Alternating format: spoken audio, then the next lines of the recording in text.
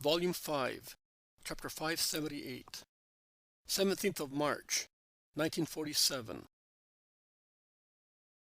Prophecy on Israel. Miracles worked during the journey from Jericho to Bethany. It is daybreak, and its whiteness is shading into the early pink hue of dawn. The fresh silence of the country is broken more and more, and is adorned with the trills of the awakened birds.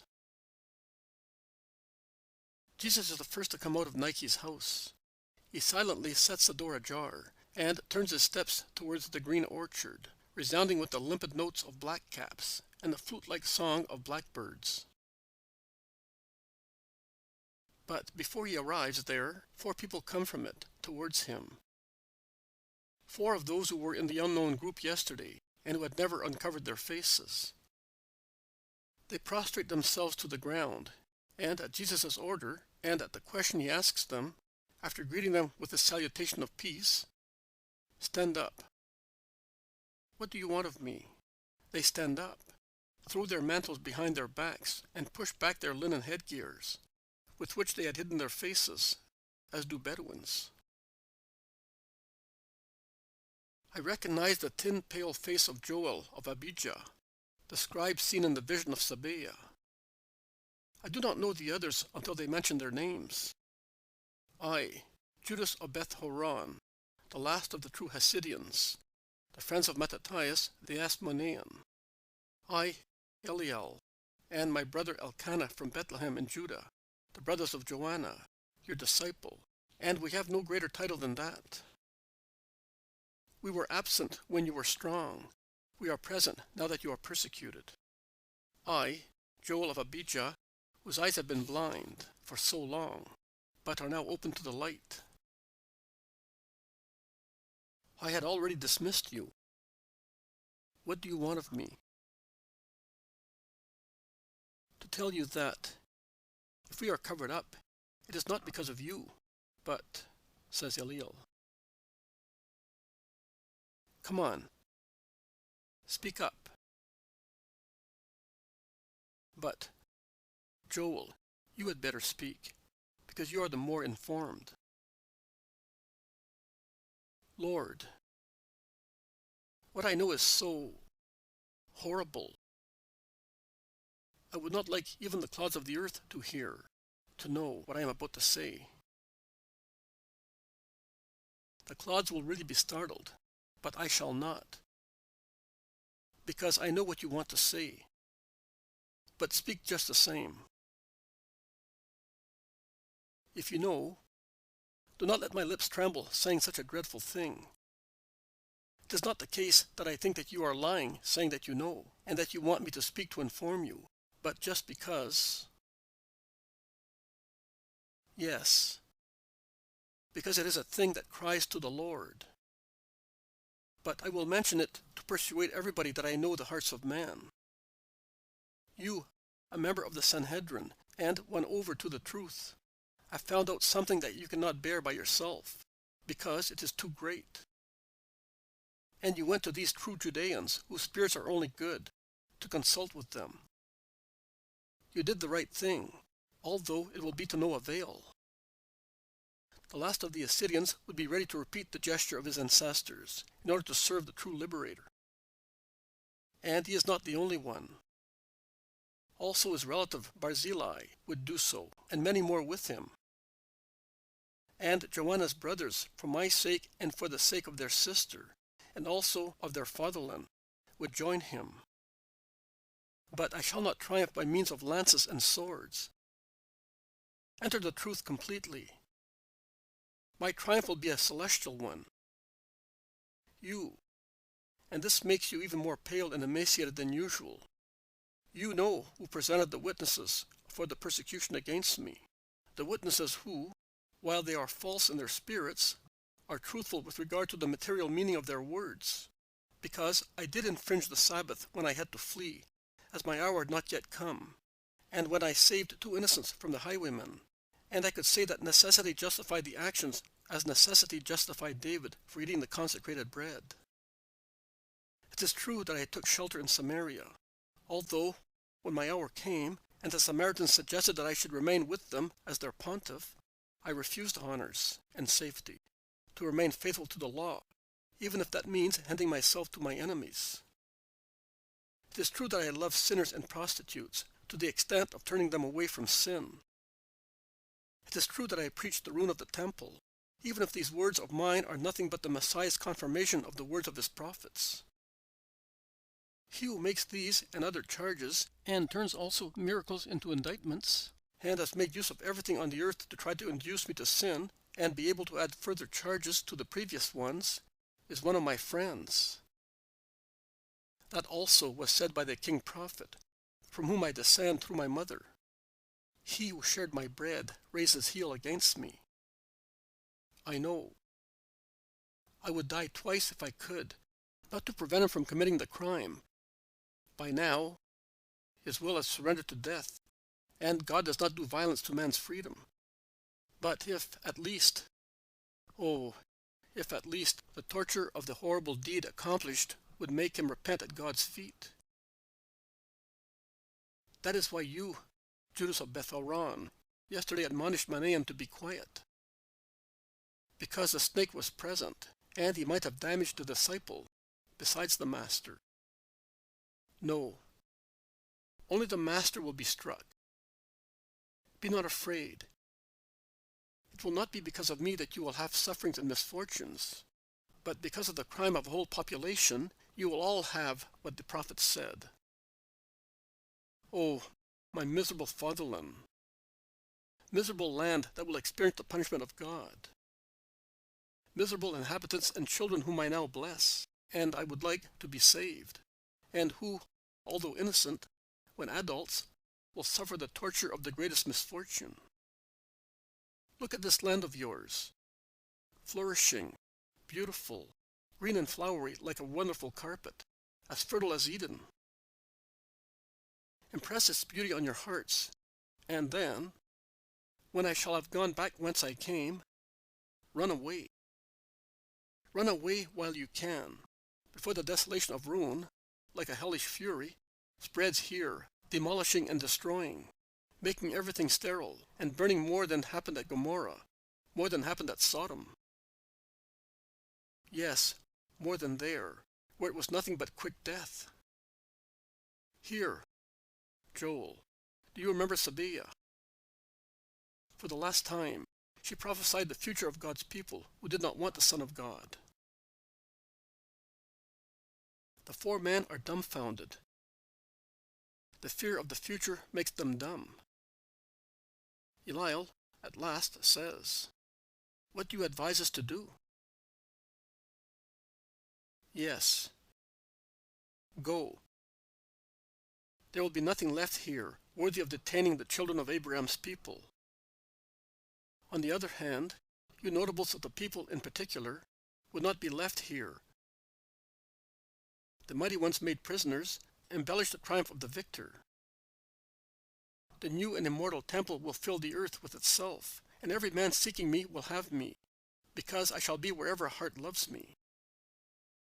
Go, take your women, sons, and the old ones away. You are offering me salvation and help. I advise you to save yourselves, and I help you by means of this advice. Do not disregard it. But now?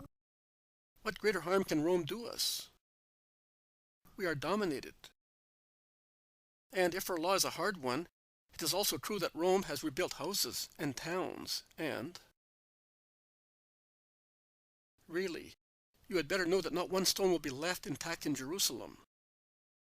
Fire, battering rams, catapults, spears will knock down, demolish, destroy every house, and the holy city will become a cavern, and will not be the only one. Our fatherland will become a cavern, the grazing ground of onagers and jackals, as the prophets say, and not for 1 or more years, or for ages, but forever. The desert, aridity, sterility, that is the destiny of this land.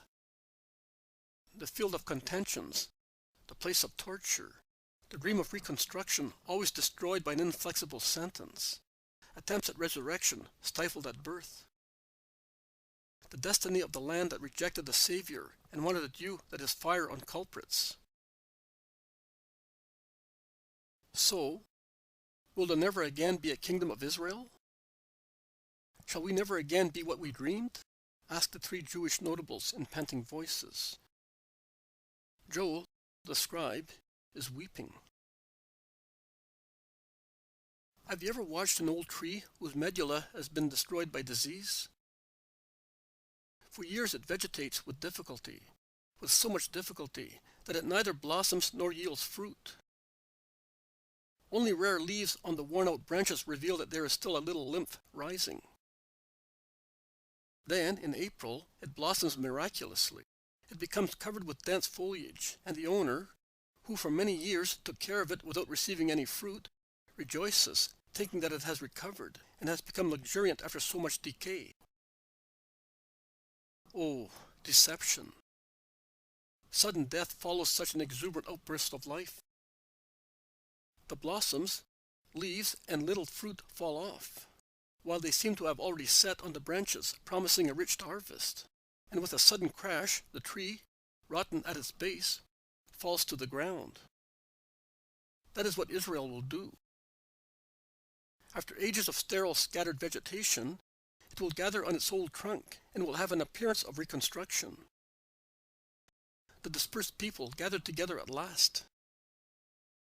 Gathered and forgiven. Yes, God will wait for that hour to end the course of ages. Then time will no longer exist, but only eternity.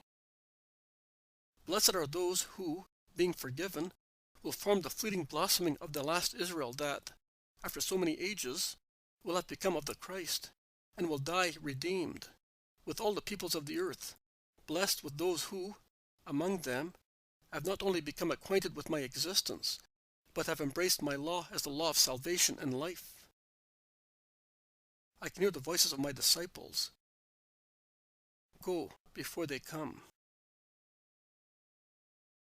It is not out of cowardice, Lord, that we are trying to remain unknown, but to serve you, to be able to serve you. If they knew that we, I in particular, have come to you, we should be excluded from future resolutions, says Joel. I understand. But bear in mind that the snake is wily. You in particular, Joel, be cautious. Oh, let them kill me. I would prefer my death to yours, so that I should not see the days you mentioned. Bless me, Lord, to fortify me. I bless you all in the name of God, one and trine, and in the name of the Word incarnate, to be salvation for the men of good will. He blesses them collectively with a wide gesture, and then he lays his hand on each of the four heads, bent at his feet. They then stand up. They cover their faces again, and they disappear among the trees of the orchard, and the hedges of blackberries, that separate pear trees from apple trees, and the latter from other trees. Just in time, because the 12 apostles come out of the house in a group, looking for the Master, in order to set forth. And Peter says, in front of the house, towards the town, there is a large crowd of people, whom we held back with difficulty, to let you pray. They want to follow you. None of those you dismissed have left. On the contrary, many have come back, and many have just arrived. We reproached them. Why? Let them follow me. I wish everybody did so. Let us go. And Jesus, after putting on the mantle that John hands him, places himself at the head of his apostles. He arrives at the house. He passes by it. He takes the Bethany road and intones a psalm in a loud voice. The people, a real crowd, first the man, then the women and children, follow him, singing with him. The town is left behind in its enclosure of greenery. The road is busy with pilgrims, and on the roadside many beggars raise their plaintive voices to move the crowd to pity, and thus receive abundant alms. Cripples, maimed and blind people,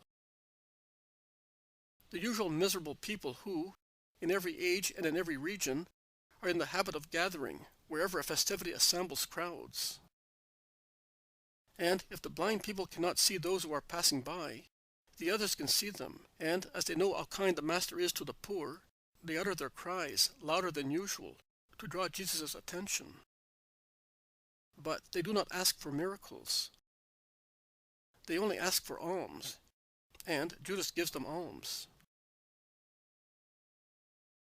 A well-to-do-looking woman stops the donkey, which she is riding, near a robust tree that shades a crossroad, and she waits for Jesus. When he is close at hand, she slides down from her mount and prostrates herself with some difficulty, because she is holding in her arms a little child, who is completely inert. She lifts it without saying a word. Her eyes and distressed face are praying. But Jesus is surrounded by people forming a hedge, and he cannot see the poor mother kneeling on the roadside. A man and a woman, who appeared to be with the sorrowful mother, are speaking to her, and the man, shaking his head, says, "There is nothing for us." And the woman says, "Mistress, he has not seen you. Call him with faith, and he will hear your prayer." The mother listens to her, and she shouts in a loud voice, to overcome the noise of songs and steps, "Lord, have mercy on me." Jesus, who is a few meters ahead, stops and turns round, looking for the person who has shouted, and the servant says, "Mistress, he is looking for you. So stand up and go to him, and Fabia will be cured." And she helps her to stand up and leads her towards the Lord, who says, "Who invoked me should come to me. It is the time of mercy for those who can hope in mercy." The two women elbow their way through the crowd, the servant in front preparing the way for the mother, who follows her, and they are about to arrive near Jesus when a voice shouts, "My dead arm! Look! Blessed be the Son of David, our always mighty and holy, true Messiah."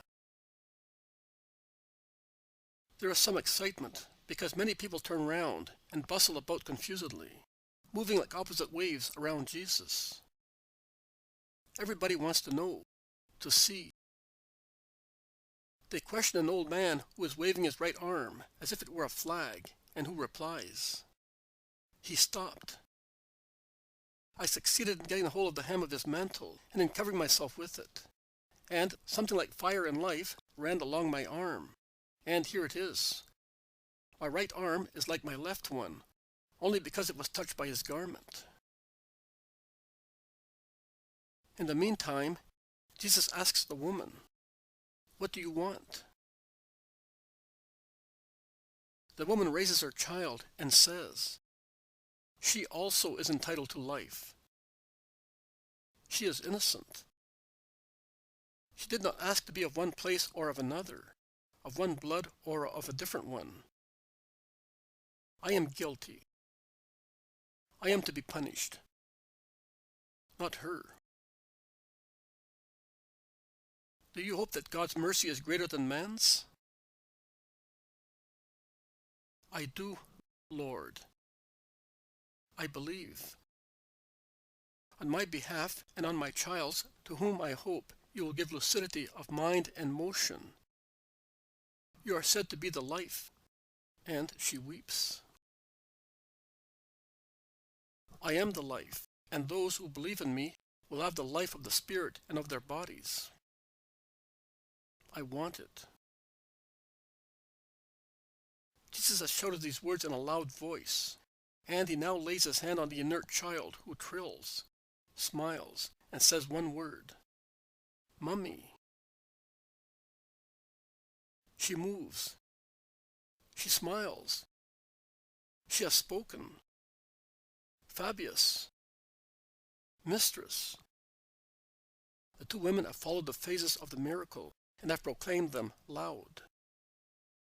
And they have called the father who pushes through the crowd and arrives near the women when they are already at Jesus' feet, weeping. And when the servant says, "I told you that he has mercy on everybody," and the mother says, "And now forgive me also my sin." Does heaven not show you, through the grace granted to you, that your error has been forgiven? Rise and walk on the new way with your daughter and the man you have chosen. Go. Peace be with you. And with you, little girl. And with you, faithful Israelite. Great peace to you for your loyalty to God and to the daughter of the family you served, and you kept close to the law with your heart. And peace also to you, man, who have been more respectful to the Son of Man than many in Israel. He takes leave of them, while the crowd, after leaving the old man, takes an interest in the new miracle for the paralyzed, dull-witted girl, perhaps the consequence of meningitis, and who is now skipping happily, saying the only words she knows, probably the ones she knew when she was taken ill, and which now she finds intact again in a revived mind. Father, Mummy, Elisa, the beautiful sun, the flowers. Jesus is about to go away, but from the crossroad that has now been overtaken, two more plaintive cries are heard in the typical Jewish accent, coming from the place where the donkeys have been left by the people who received the miracle. Jesus, Lord, Son of David, have mercy on me. And once again, in a louder voice, to overcome the shouts of the crowd, who say, "Be quiet. Let the Master go. The way is a long one, and the sun is becoming stronger and stronger. Let him reach the hills before it gets hot." They shout, "Jesus, Lord, Son of David, have mercy on me." Jesus stops again, saying, "Go and get those who are shouting and bring them here to me." Some volunteers go. They reach the two blind men and say, "Come. He has mercy on you. Stand up, because he wants to satisfy you. He sent us to call you in his name." And they try to guide the two blind men through the crowd. But if one lets them guide him, the other, who is younger and probably has more faith, perceives the intentions of the volunteers and moves forward by himself, with the stick pointing forward and the typical smile and attitude of blind people in raising their faces, seeking light. And he proceeds so fast and sure of himself that he seems to be led by his angel. If his eyes were not white, he would not seem to be blind.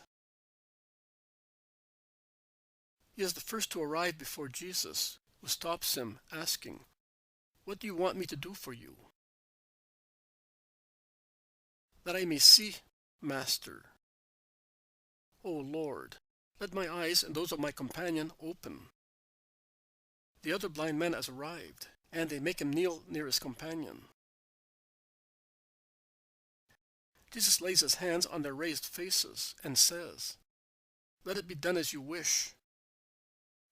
Go. Your faith has saved you." He removes his hands, and two cries come from their lips. "I can see, Uriel. I can see, Bartimaeus." And then, together, "Blessed he who comes in the name of the Lord. Blessed he who sent him. Glory be to God.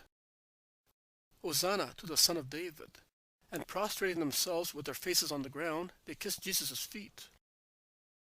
They then stand up, and the one named Uriel says, "Lord, I am going to let my relatives see me. Then I will come back and follow you." Bartimaeus instead says, "I am not going to leave you. I will send word to them. It will always be a great joy.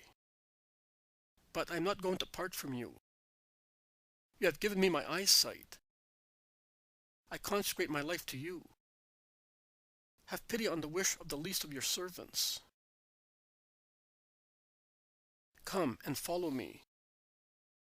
Goodwill makes all statuses equal, and he only is great who knows how to serve the Lord in a better way.